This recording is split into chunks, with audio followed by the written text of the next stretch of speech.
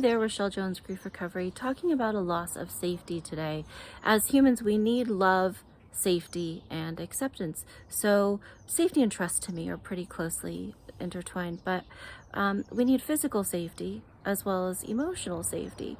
So for example, when I was a kid, summer before 6th grade, I started to be sexually abused, and that lasted for a couple of years. So I'm sure we can all understand that that was a loss of physical safety, and the emotional effects of that. Obviously, I stopped being actually abused after a couple of years, but the emotional effects from that loss of safety lingered for years and years and years until I found the grief recovery method.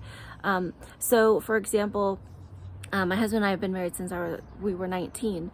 So I had a very difficult time being intimate because I didn't feel safe. I didn't feel safe in my physical body because I had had safety broken.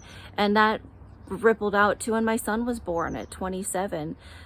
Maybe I was 26. Well, either way, when he was born, I had this like absolute fear that someone would come through a window and take him, or if I wasn't looking, someone would snatch him out of a stroller or something. I had such an issue with physical safety, and there are so many other physical losses of safety I've experienced, but then also there are losses of emotional safety.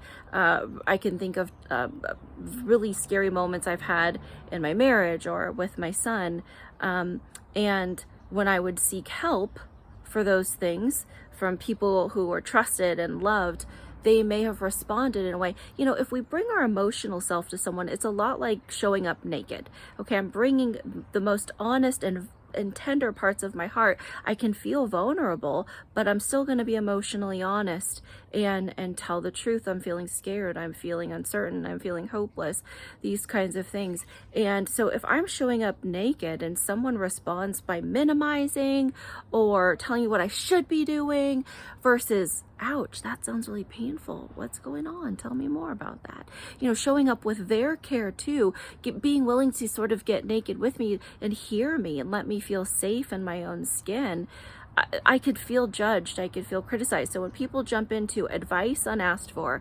analysis, fixing, or if they start minimizing what we're trying to talk about when we're standing there basically naked, it could feel horrible and break safety between us and that person. And who knows how many little breaks or big breaks we get in a single relationship, but it just really feels poorly. So those build up and lock us in. And that's why I've used the grief recovery method to help me with the emotional buildup of that, to reclaim and recover my sense of safety. I hope that's helpful.